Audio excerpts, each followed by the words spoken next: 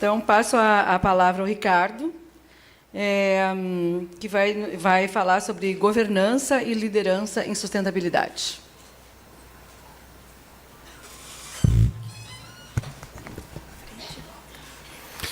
Olá, muito boa tarde a todos. Primeiro, queria agradecer o convite do Senge para estar aqui. Vir a Porto Alegre é sempre uma alegria para mim. Porto Alegre é a minha segunda cidade no Brasil. Tenho muitos amigos aqui, então é sempre uma oportunidade bacana de revê-los. Também queria agradecer o privilégio de abrir um painel com tantas pessoas ilustres e tantos cases interessantes. Eu vou me propor aqui, nos minutos que me cabem, a fazer uma reflexão com vocês, que talvez seja uma reflexão um pouco diferente da maioria das reflexões que vocês terão aqui. Acho que era esse mesmo o meu papel aqui, tentar fazer uma abordagem um pouco diferente. E essa abordagem ela vai discutir claramente a sustentabilidade não só como um conjunto de desafios técnicos, para os quais eu acho que a gente já tem inteligência suficientemente construída para resolver. Boa parte dos problemas estão colocados para nós, para todos nós hoje. Temos tecnologia, conhecimento e ciência para resolver. E se não temos, podemos ter em pouquíssimo tempo, bastando para isso botar investimento na direção certa. O fato é que, por trás da dimensão técnica, há uma outra dimensão nem sempre tão valorizada ou discutida, que é a dimensão humana. Então, eu vou falar hoje aqui para vocês de liderança. E vocês vão entender por que, para mim, depois de anos estudando esse tema, liderança é uma variável fundamental para a sustentabilidade avançar nas organizações. Bom, a gente, obviamente, quando vem a uma palestra como essa aqui, a gente vem com uma história por trás, né? Então, não estou chegando aqui hoje como um mero aventureiro, tem toda uma história de construção, em que lá atrás, há 18, 19 anos, quando eu comecei a falar de sustentabilidade, eu era visto como uma espécie de extraterrestre que tinha descido à Terra para salvar o planeta com o dinheiro das empresas. Era mais ou menos assim. Então, pouca gente entendia, na verdade, o discurso de conexão de sustentabilidade com o negócio, né? Então, as pessoas achavam muito bonito, muito legal, mas um tanto romântico, um tanto poético, falar em sustentabilidade no mundo empresarial. E, obviamente, essa era uma resposta também que vinha das empresas. Então, não raramente, para quem começou lá atrás, a gente tinha 2 clientes só no Brasil, naquele tempo. Banco Real e Natura. Eram os 2 clientes. Eram as 2 únicas empresas, nos anos 90, que conseguiam enxergar sustentabilidade dentro de negócio. E, para mim, foi ótimo, porque foram 2 ótimas escolas, onde eu pude aprender a fazer o meu trabalho.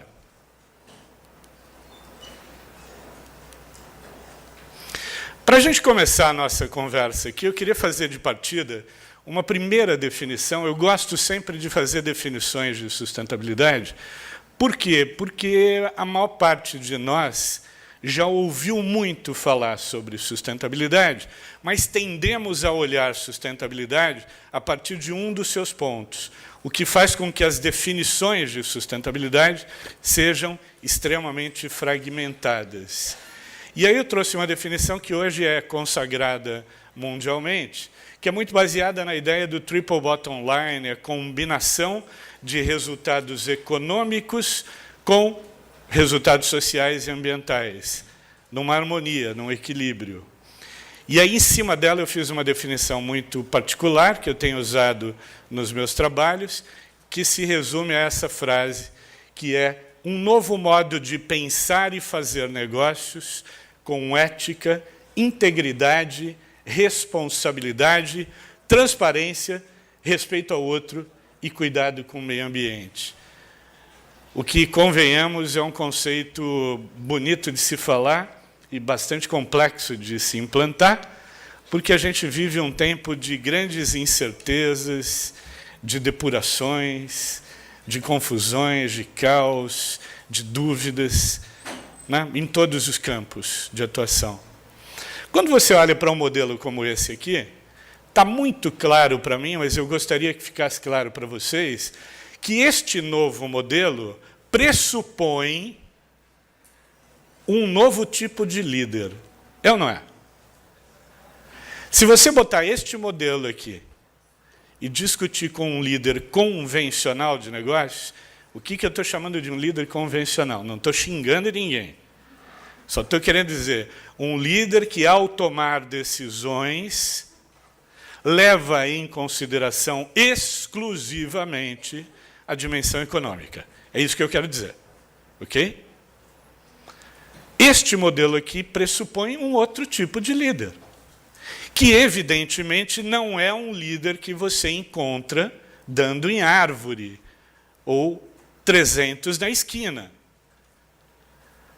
Eu dou aula nas principais escolas de negócio e eu vejo, nas minhas turmas, líderes bastante convencionais.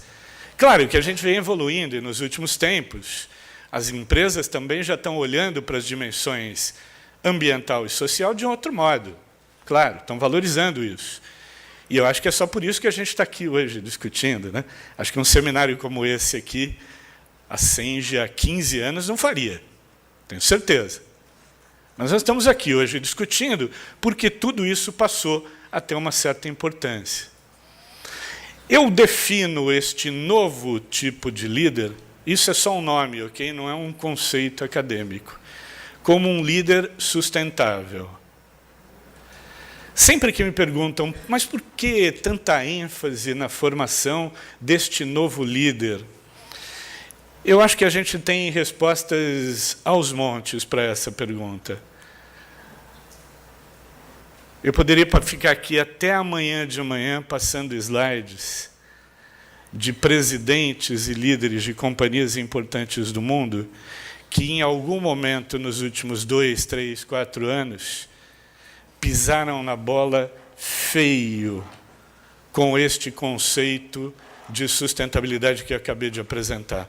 Mas eu vou apresentar alguns, só para a gente não ficar aqui falando de problemas só. Depois eu quero mostrar a solução.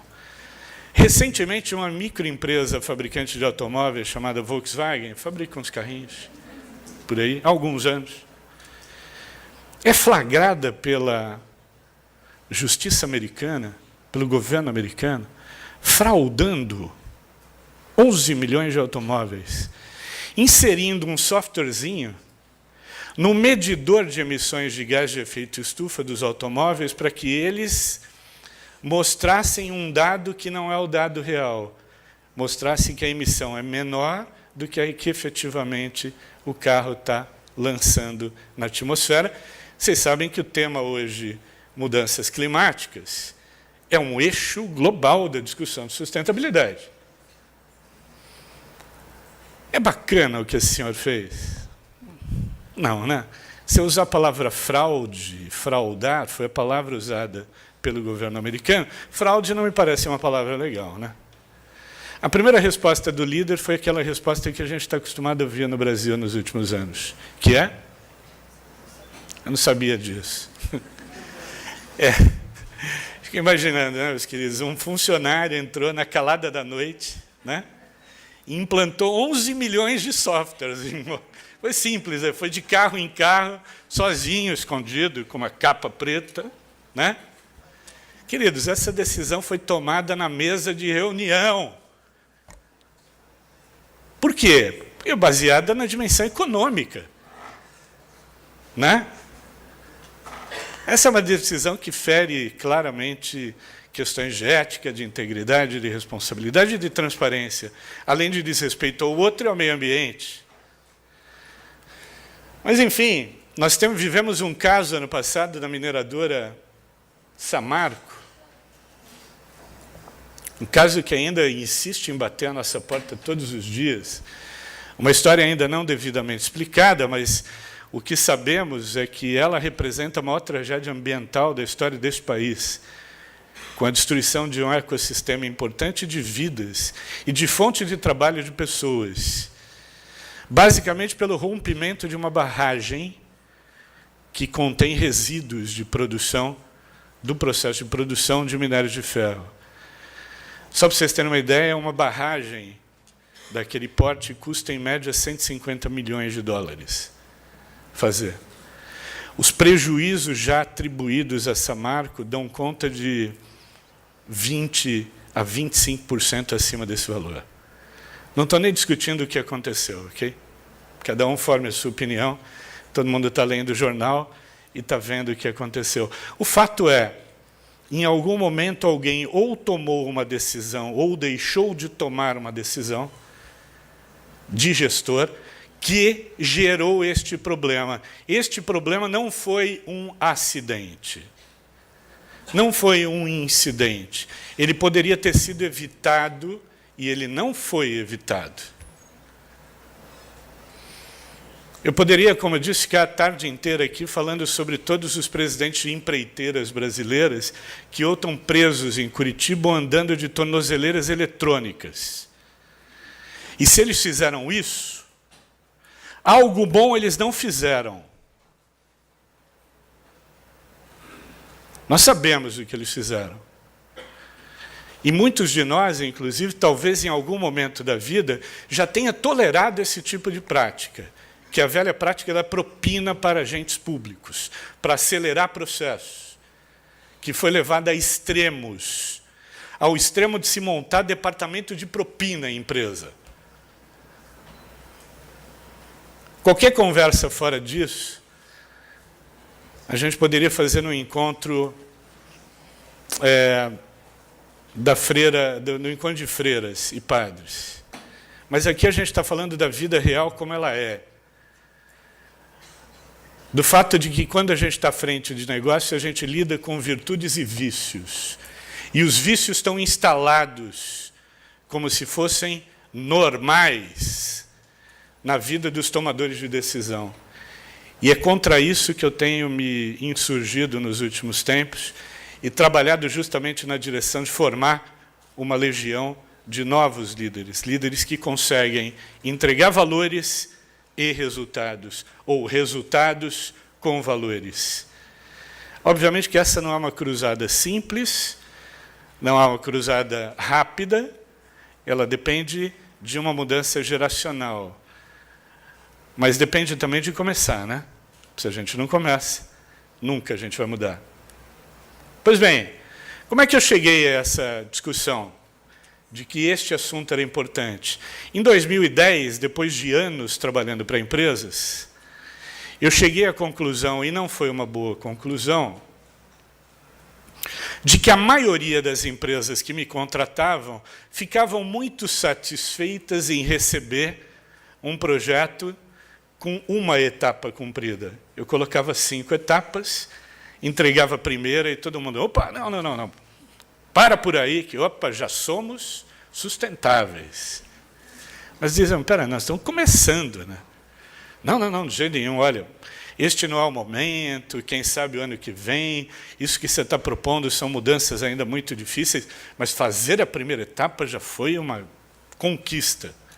E aquilo me incomodava, obviamente, porque eu via uma ambição muito pequena em relação ao tema da sustentabilidade.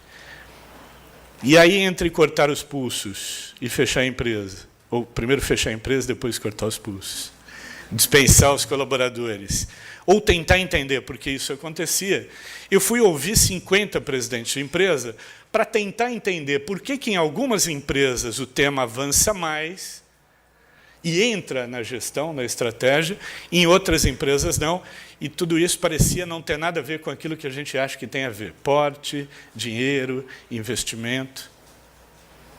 Ao final dessa pesquisa, chegamos à conclusão de que nas empresas em que o tema avança mais para a estratégia, há 5 pontos comuns. Eu queria destacar um, porque o tempo não vai me permitir discutir os demais, que é a existência de um líder que acredita apaixonadamente nesse tema.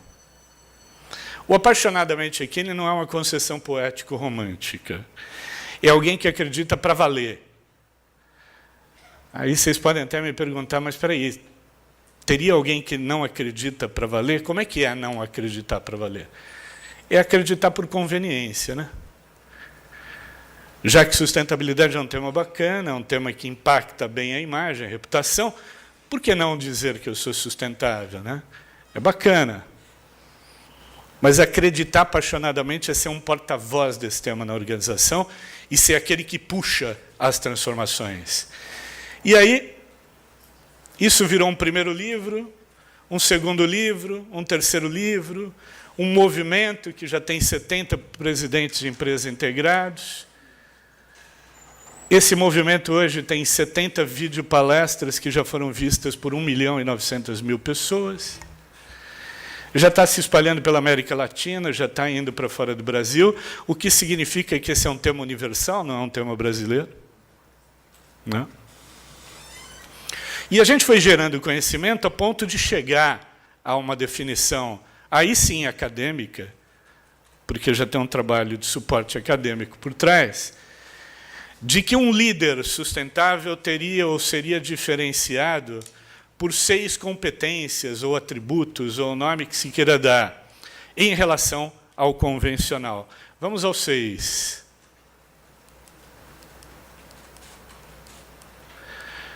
O primeiro tem a ver com crenças, princípios e valores.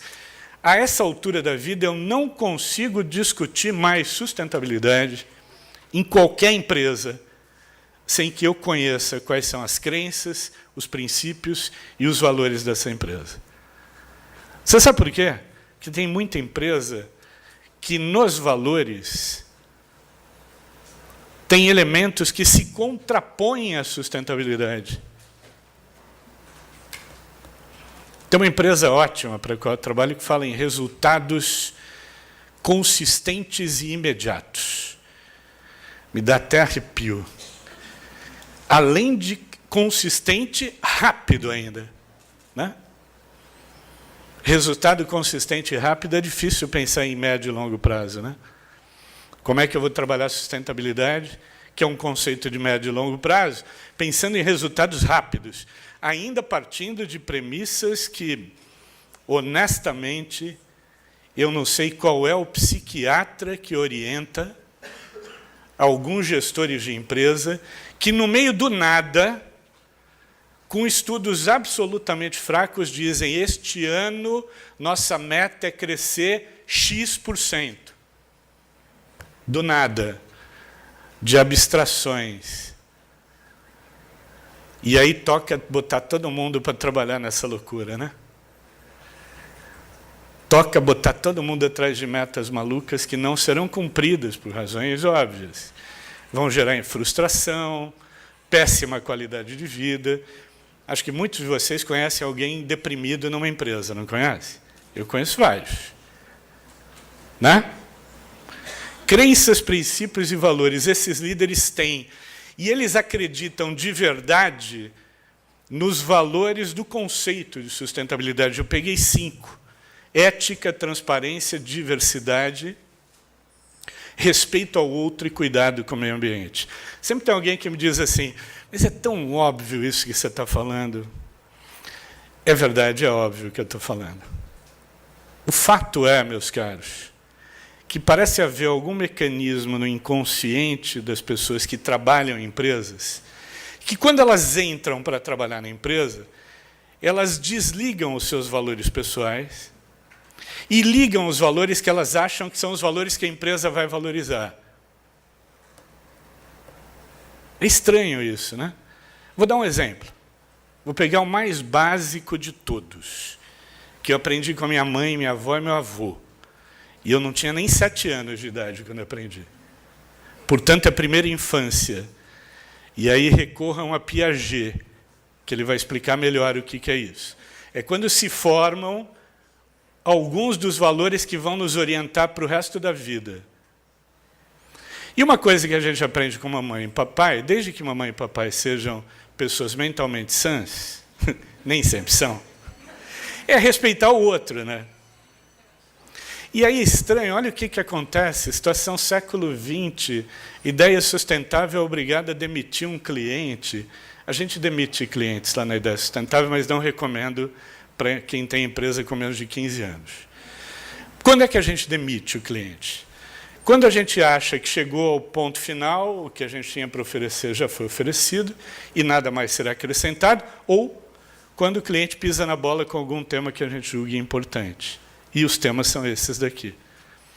Um dia eu recebo uma mensagem no meu escritório dizendo sobre um dos nossos clientes importantes, uma grande empresa, em que a diretora de sustentabilidade tinha contra si 46 processos por assédio moral. Justamente a pessoa indicada pela empresa para ser a zeladora do código de ética.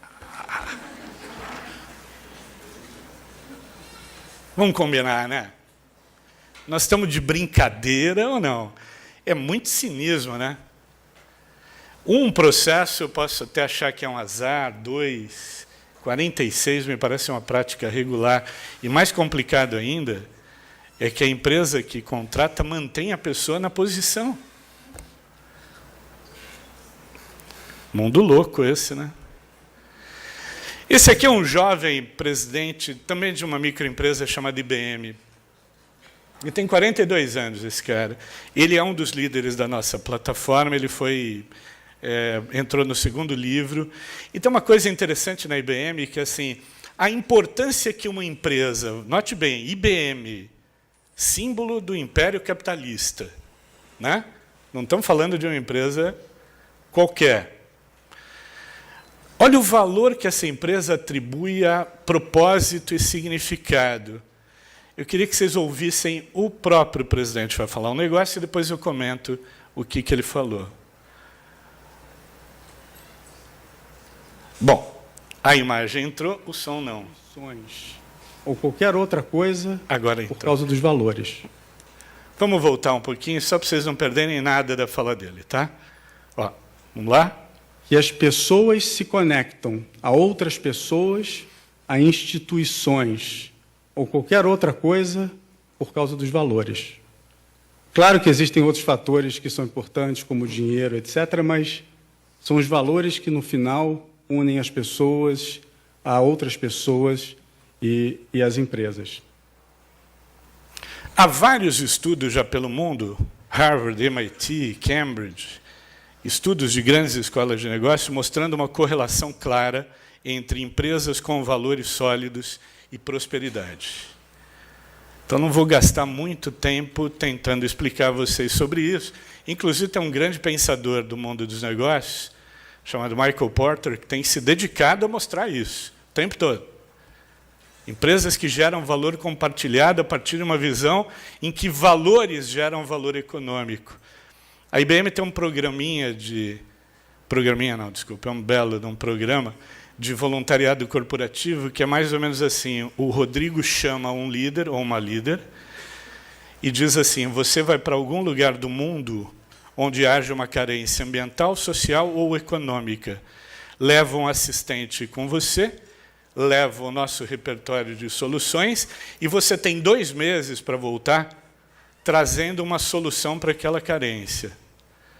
Quando esse jovem volta, ele é entrevistado pelo Rodrigo, o Rodrigo diz, e aí foi bom para você? Invariavelmente, a resposta foi a experiência melhor da minha vida. Eu aprendi a fazer muito com pouco, aprendi a ouvir, que a gente não aprende muito, e aprendi a trabalhar em equipe para buscar soluções para as pessoas. Mas mais importante do que tudo, eu desenvolvi pela empresa um sentido de pertencimento que eu não tinha antes, porque eu percebi que a minha empresa, além de ganhar dinheiro, ela provê soluções para a melhoria da qualidade de vida das pessoas no mundo. E eu não tinha a menor ideia de que a empresa fazia isso. Mais uma vez, meus caros, queria cravar isso aqui com vocês. Nos tempos em que estamos vivendo, valores geram valor econômico. Eu vou pular esse líder aqui também, porque eu não tenho tanto tempo assim, mas eu quero falar da segunda competência. Coragem, paixão, coerência e resiliência. Se o sujeito não for resiliente, procura outra coisa para fazer.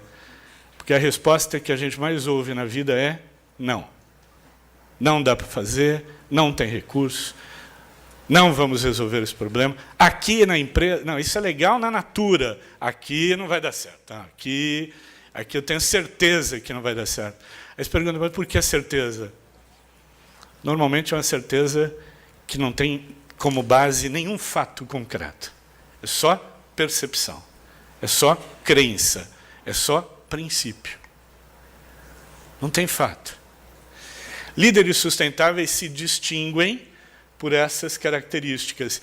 E aqui eu trouxe um personagem que eu acho que é talvez o campeão da coragem, resiliência e coerência no cenário brasileiro. Ele se chama Fábio Barbosa, ele foi presidente de um banco chamado Banco Real, que não existe mais. E quando ele foi presidente do Banco Real, ele resolveu que ele transformaria o Real numa experiência de banco sustentável. Qualquer pessoa mentalmente sã que tivesse conversado com ele diria, cara, pense em outra coisa, está assumindo um banco agora. Como é que você vai fazer um banco ser mais sustentável? Ninguém imaginaria como isso poderia acontecer. Ele começou a botar suas convicções, a discutir com as pessoas, a cativar, a atrair. E ele sabia que ele não poderia fazer um banco mais sustentável com discursos de banco mais sustentável. Ele tinha que ter práticas. E uma das primeiras práticas dele foi essa daqui, olha. A história é bem legal. Acho que vale a pena ouvi-la. E daí foi essa ideia, vamos trazer para o dia a dia, quer dizer, nós somos um banco, o que se faz com os empréstimos que a gente dá, né? Daí surgiu uma ideia, nem foi o primeiro, mas foi um dos primeiros projetos, é questão de madeireiras, né? Quer dizer, a empresa corta madeira de forma indevida, a gente tem algo a ver com isso, não tem, não é problema nosso, e a gente começou a pegar isso para nós, né? Volto a dizer, não foi o primeiro caso, mas foi o mais interessante, porque a gente acabou perdendo um cliente, perdendo o segundo cliente, que eram empresas que faziam isso e não queriam se corrigir, né? E a pressão foi muito grande em cima de mim, no sentido, nós vamos perder cliente, assim não dá, e por sorte, e não por sorte, mas acho que porque a gente tinha a leitura correta do ambiente, apareceu uma madeireira, isso é verdade, e disse assim, olha, eu sempre trabalhei com madeira certificada, nenhum banco jamais valorizou isso, vocês valorizam, é com vocês que eu quero trabalhar. Eu quase dei um beijo no cara, me comportei, mas o que eu quero dizer é, ele trouxe para mim aquilo que eu precisava, de que existe a nossa turma, aquela com a qual a gente quer fazer os nossos negócios. Boa notícia para vocês, a turma está aumentando. A cada dia aumenta essa turma, né? Quando o Fábio falou em 2011, a gente tinha uma turma menor, a turma vai aumentando a cada ano, mais bancos começaram a fazer esse tipo de prática, mais empresas começaram a fazer esse tipo de prática. Então, como diz o próprio Fábio, é difícil, mas a gente está remando a favor da maré e não contra a maré. Essa história aqui é uma história também interessante que eu queria dividir com vocês, uma história muito recente, de como é que em alguns momentos da vida a gente tem que encarar as dores, expor as dores com o máximo de coerência e transparência. Transparência, aliás, é um conceito muito difícil para a maior parte de nós, sermos transparentes. Transparência dói, a gente não é preparado para isso. E a gente está vivendo um momento aí de grandes denúncias, né? Toda hora tem uma denúncia na imprensa sobre algo ruim, né? Sobre uma empresa fazendo algo não muito bom. Tem uma empresa chamada Siemens, que em 2006 se meteu numa grande confusão internacional, um escândalo de propina, e depois no Brasil, em 2011, 12, também num outro escândalo de propina, que tinha a ver com o cartel do metrô em São Paulo. Não era só a Siemens, era uma meia dúzia de empresas. Mas a Siemens foi a primeira empresa a tomar a decisão de fazer uma delação espontânea. Só para vocês terem uma ideia, a Odebrecht levou 1 ano costurando um acordo de delação dos seus executivos. Tamanhos os picos e complicações que tem. A Siemens tomou essa decisão e foi à luta. Talvez tenha sido uma das poucas primeiras empresas no Brasil a tomar frente e apresentar uma denúncia ao Ministério Público. Mas isso não é tão simples. Vamos ouvir o que o presidente da Siemens fala a respeito disso, e vocês vão entender um pouquinho quando eu falo coragem, coerência e resiliência. 99% dos empresários teriam o dilema: o que eu faço agora com os resultados da minha investigação interna e com os indícios que eu juntei? Mas a gente não teve dilema, não. Quando eu apresentei o resultado das investigações para o Comitê Executivo Global, Não demorou nem 30 segundos para ter unanimidade de todos de que nós deveríamos apresentar as evidências e apresentar os resultados para as autoridades. Foi aí que a gente foi procurar o CAD e fazer um acordo de leniência. Foi nesse momento que eu tive um alívio, porque eu pensei, puxa, essa é a minha Siemens. É essa empresa que eu quero, que tem consequência, né, mesmo que as consequências sejam dolorosas para a empresa. Um pouco de tempo depois de fazer o acordo de leniência, no domingo, me lembro muito bem, eu estava em casa, surgiram as manchetes. Todo o caso do cartel exposto na mídia. Mas o mais insuportável não foi isso, o mais insuportável foi ter que manter o silêncio perante os nossos colaboradores, perante as 10 mil pessoas que trabalhavam na Siemens do Brasil, e por causa do acordo de confidencialidade, eu não podia, sem dúvida nenhuma, não podia comentar absolutamente nada dentro da empresa. Esse foi um período extremamente difícil. Durou um pouco mais de um mês até que nós conseguimos a autorização do CAD para que a gente pudesse divulgar que sim, fomos nós que fizemos a denúncia. 1º de outubro de 2013, eu chego na Siemens de manhã, eu vejo uma multidão de gente, de colaboradores, aqui tinha mais de 1000 pessoas lá, todos vestidos de branco, segurando balões. Desculpe. Segurando uma faixa escrita, tenho orgulho de ser Siemens. E aí me falaram, Paulo, isso é para você saber que nós estamos juntos com você nessa.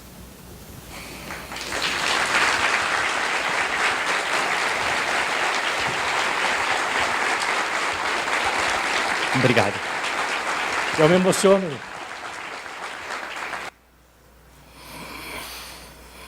Ele se emociona porque, na verdade, ele é um ser humano, né?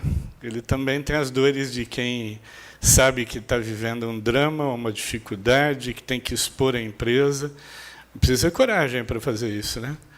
Na verdade, nesse episódio das empreiteiras brasileiras, o que eu menos vi foi coragem, né? Eu vi, na verdade, empurrando as definições e decisões sempre para os 46 minutos do segundo tempo, né?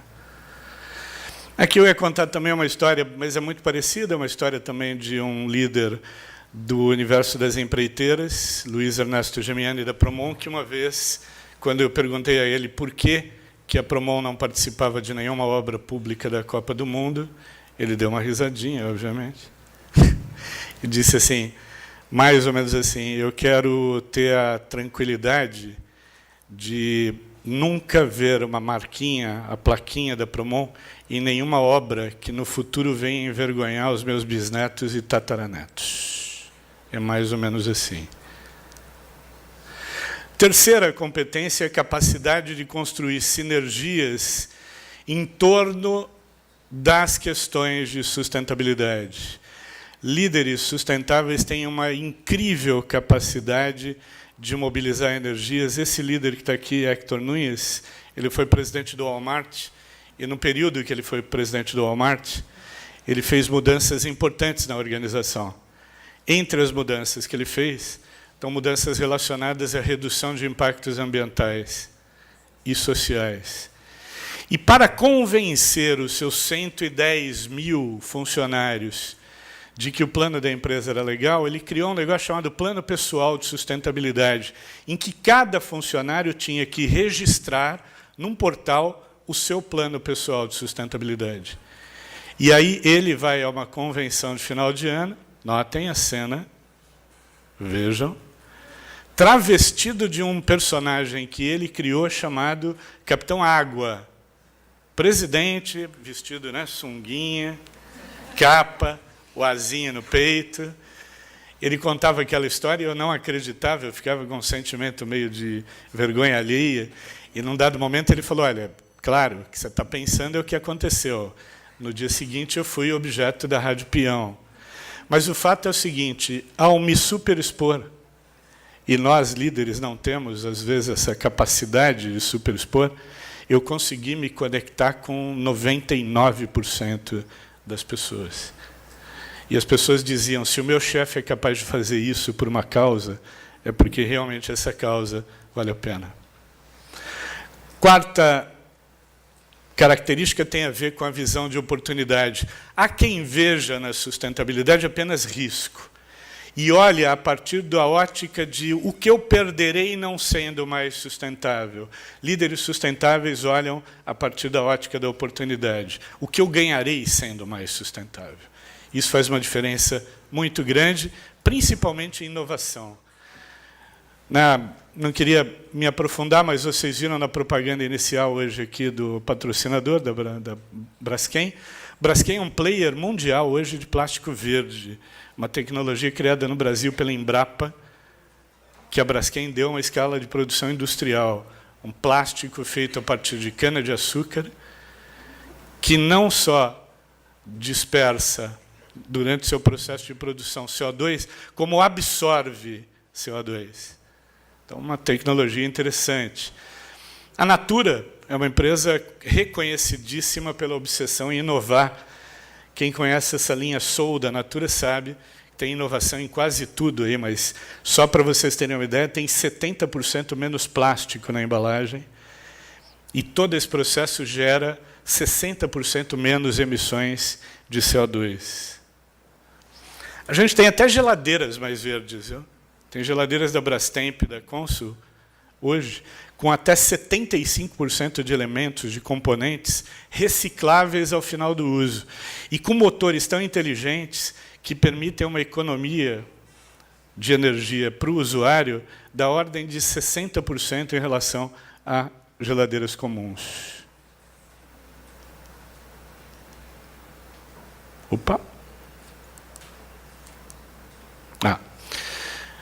Penúltima característica, líderes sustentáveis são líderes que educam, porque eles sabem que, quando eles forem embora da empresa, eles irão.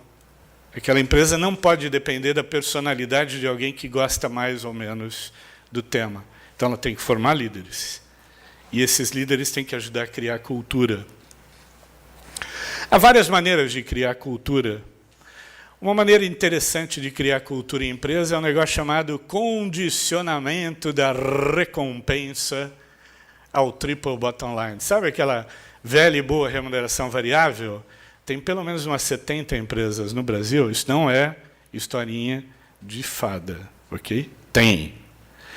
Que condiciona o pagamento do bônus não só a resultado econômico, mas a resultados ambientais e sociais. Não vou me estender muito, mas vocês sabem que o bolso é uma das partes mais sensíveis do corpo humano. Portanto, isso é um estímulo. Isso passa um recado muito claro para quem trabalha na empresa, que isto daqui é valorizado nesta empresa. Não? O Peter Senge tem estudado muito isso, e aqui fica uma dica dele para todos vocês, que eu acho importante. Se vocês quiserem que líderes sustentáveis se frutifiquem, floresçam nas suas empresas, criem as condições necessárias para que isso aconteça. E eu vou dizer que eles normalmente não estão sentados nas cadeiras de chefes. Acho que cada um de vocês aqui já deve ter ouvido alguma vez na vida uma diferença entre chefe e líder. Chefe aconteceu em algumas empresas que eu relato aqui nos meus livros, aconteceu delas terem chefes.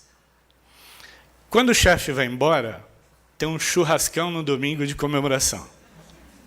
Quando o líder vai embora, forma-se um período de luto, como se a gente tivesse perdido uma referência importante. O que o Peter Senge quer dizer é: olhe para as bordas, olhe para as pessoas que gostam do tema, olhe para os intraempreendedores, crie as condições para que esses caras façam acontecer. Não é o chefe, é o líder que vai fazer isso acontecer.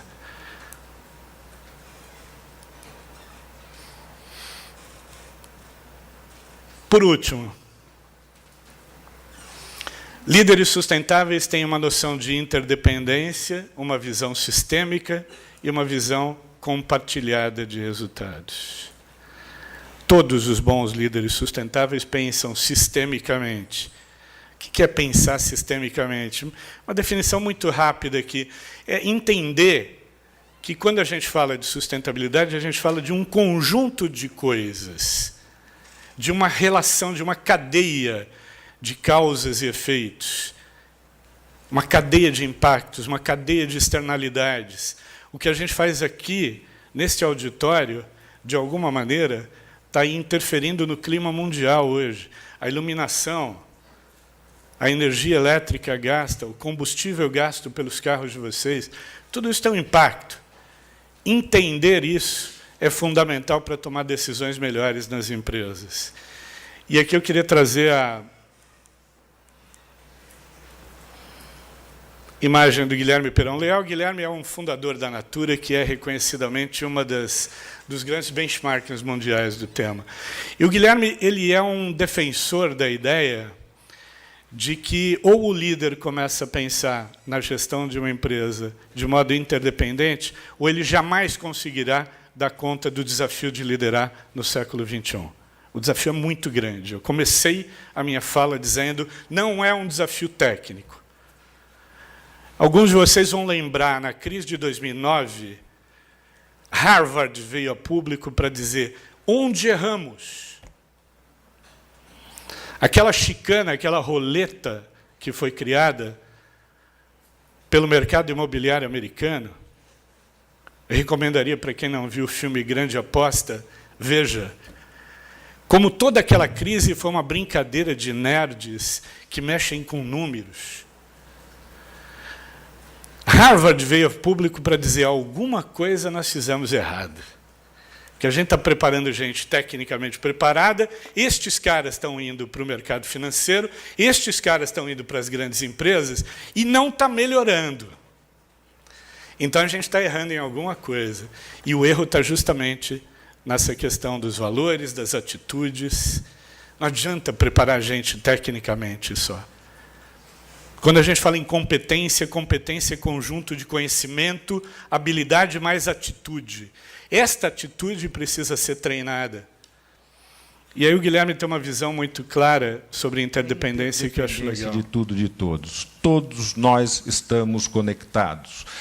O um e o todo são absolutamente interdependentes. Se a gente quer cuidar da parte, a gente tem que cuidar do todo. Se a gente quer cuidar do próprio bem-estar, a gente tem que cuidar do outro. Se a gente quer cuidar da cidade, a gente tem que cuidar do país. Se a gente quer cuidar da empresa, a gente tem que cuidar do setor. Não existe a parte independente do resto. Meus queridos, o grande desafio que nos coloca hoje é liderar com valores. Isso eu posso dizer com toda convicção para vocês. É uma questão de escolha. Obrigado.